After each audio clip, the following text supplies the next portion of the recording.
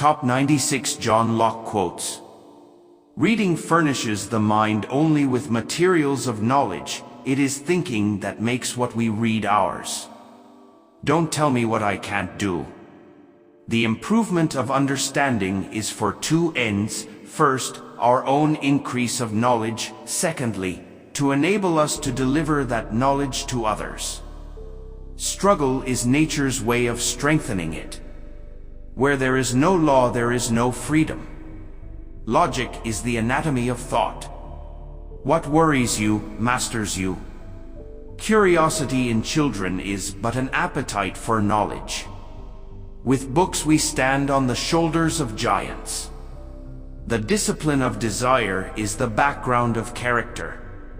This is my destiny, I'm supposed to do this, damn it. Don't tell me what I can and can't do. All wealth is the product of labor. Who are we to tell anyone what they can or can't do? I have always thought the actions of men the best interpreters of their thoughts. The mind is furnished with ideas by experience alone. Revolt is the right of the people. Justice and truth are the common ties of society. No man's knowledge here can go beyond his experience. Education begins the gentleman, but reading, good company and reflection must finish him. New opinions are always suspected and usually opposed, without any other reason but because they are not already common. There are two sides, two players. One is light, the other is dark.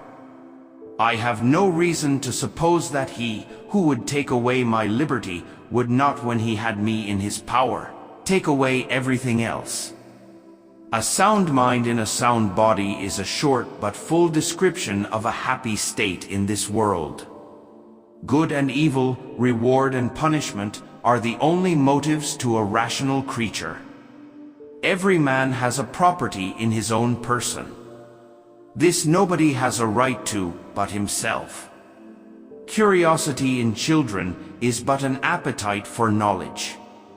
The great reason why children abandon themselves wholly to silly pursuits and trifle away their time insipidly is because they find their curiosity balked and their inquiries neglected. Nothing is in the intellect that was not first in the senses. I am sure zeal or love for truth can never permit falsehood to be used in the defense of it. That which is static and repetitive is boring. That which is dynamic and random is confusing. In between lies art. How long have you been holding those words in your head, hoping to use them?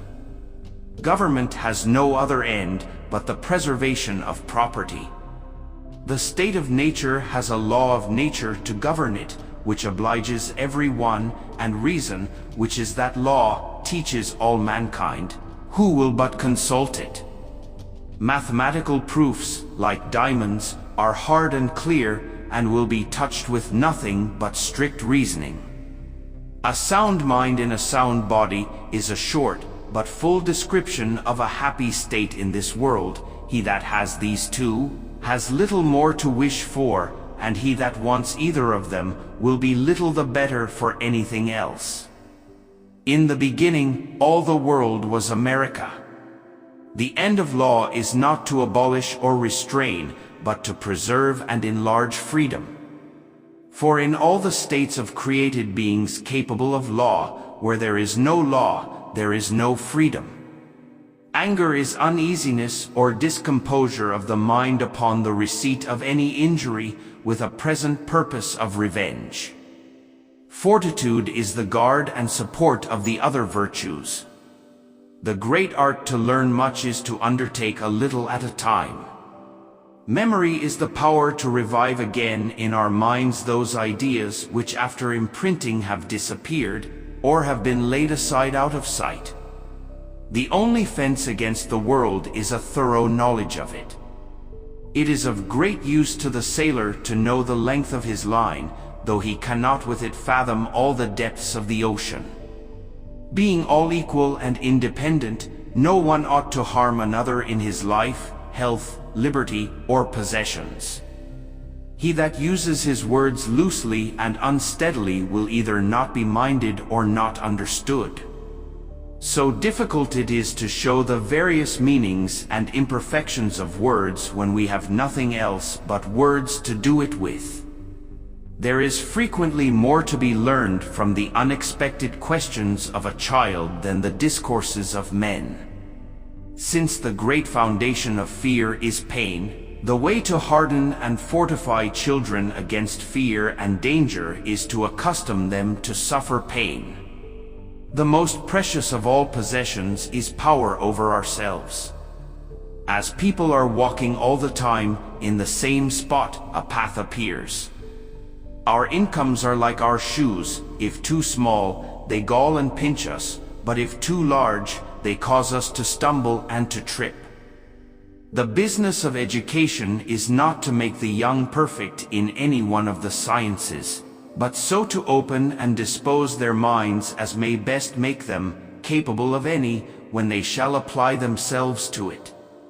If any one shall claim a power to lay and levy taxes on the people by his own authority and without such consent of the people, he thereby invades the fundamental law of property and subverts the end of government. Don't let the things you don't have prevent you from using what you do have. Consciousness is the perception of what passes in man's own mind. Parents wonder why the streams are bitter when they themselves have poisoned the fountain. Our business here is not to know all things, but those which concern our conduct. All men are liable to error, and most men are, in many points, by passion or interest, under temptation to it. It is labor indeed that puts the difference on everything. Personal identity depends on consciousness, not on substance. Some eyes want spectacles to see things clearly and distinctly, but let not those that use them therefore say nobody can see clearly without them. It is easier for a tutor to command than to teach.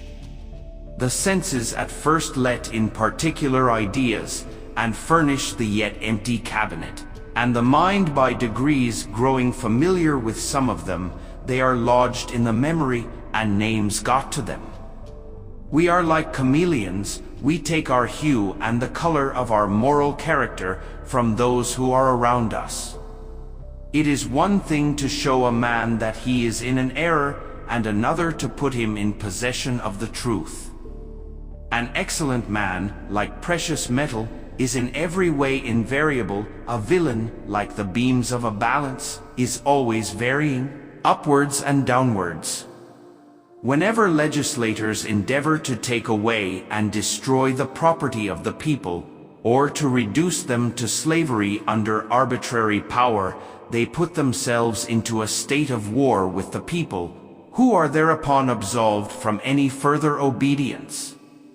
Success in fighting means not coming at your opponent the way he wants to fight you.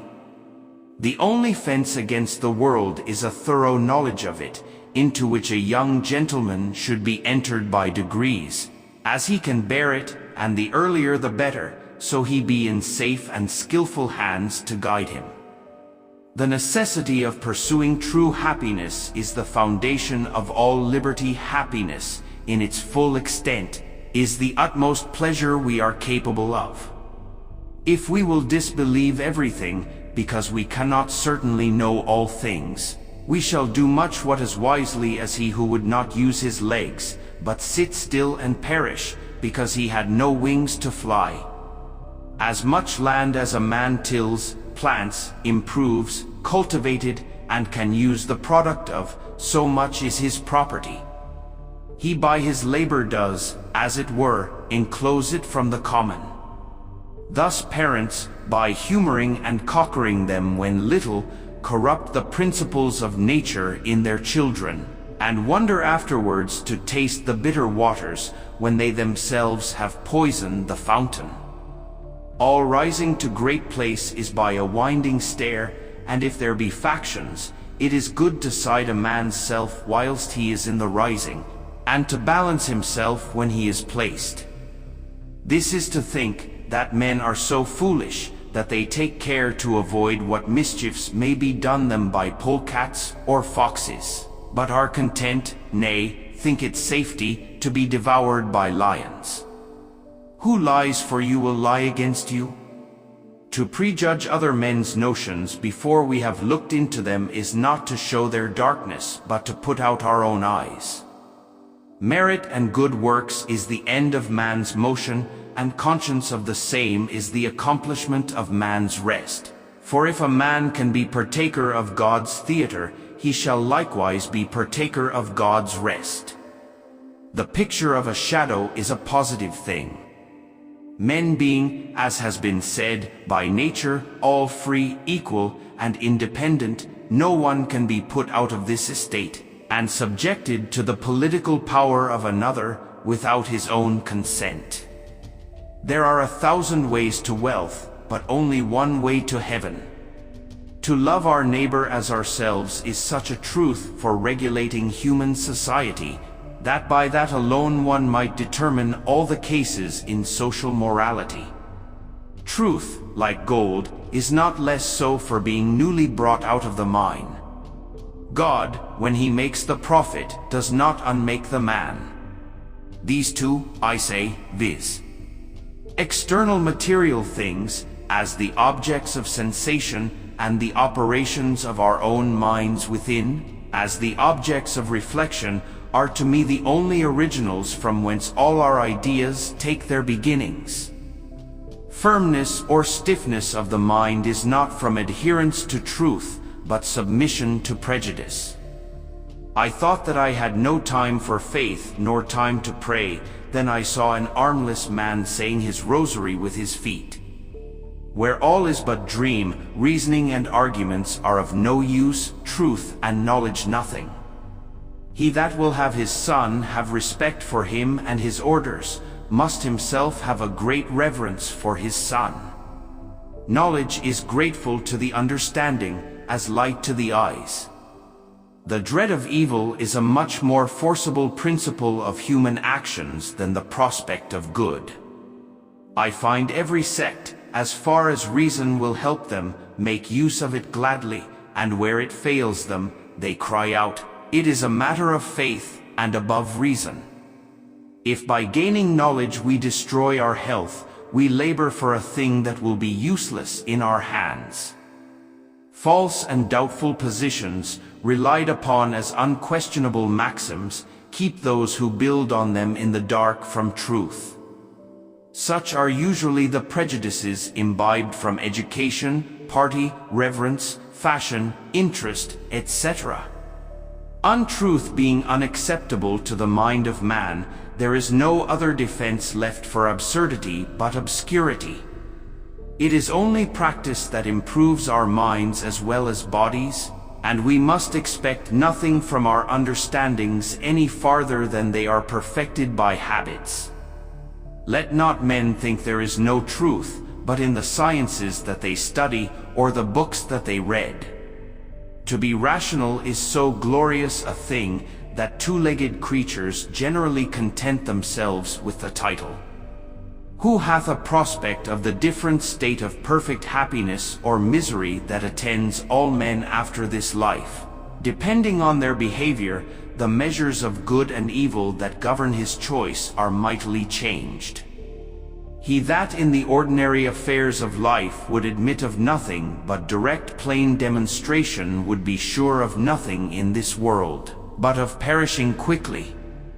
Reason must be our last judge and guide in everything.